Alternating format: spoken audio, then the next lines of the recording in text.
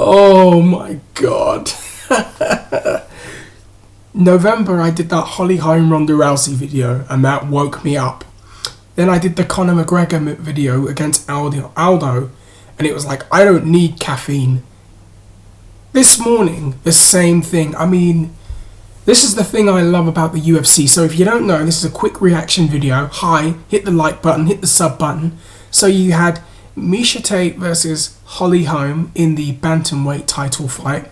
And Miesha pulls off the victory, which must have felt so good for her, considering that when you think about it, Miesha was bypassed for a third title fight, was talking about retiring, kind of looked like she was in this very weird, uncomfortable spot. Then Holly Holm happened against Ronda, then Miesha happened against Holly Holm. And the difference between the way fans were when Ronda lost versus the way fans are towards Holly lost is really interesting. Pretty much because Holly is a good person and always comes off as very classy and very likable. So I don't see that outpour of hatred. She was doing very well on the feet. Miesha had to do what she had to do. Grind her out, take her to the ground, and then 90 seconds before the fight, submit her. Couldn't believe what I was seeing, and it must have felt fantastic for Miesha Tate to walk out with the victory. And then the shocks don't stop there. However, I just want to emphasize this. The night before, I went on Twitter and I said, don't be surprised if Nate Diaz goes for a submission. Now the fight happens, and this is also why you should not listen to certain people, aka Rogan's crew, because they sometimes, I feel, fall victim of the whole quote-unquote hype train, if you want to call it that, and they sometimes just forget to look at things a bit more objectively. So you see Mcgregor and Diaz, and I said to myself, McGregor has a shot, but don't rule Nate out. And McGregor was doing well in the first round. And then the second round happened. Obviously, it looked like Nate was conserving his energy. He'd learnt from what happened with Chad Mendes.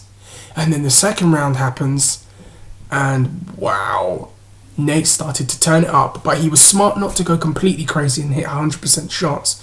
But then he hit those lefts, and then he hit that jab, and he was wobbling him, and he was stumbling him, and he was hurting him, and you could see, and then he got him up by the fence, and he was hitting him. But again, he was smart not to use all his energy.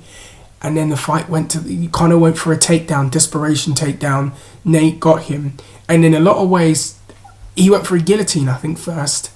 And then it's like Conor almost gave his back to him. But Nate just got him and submitted him.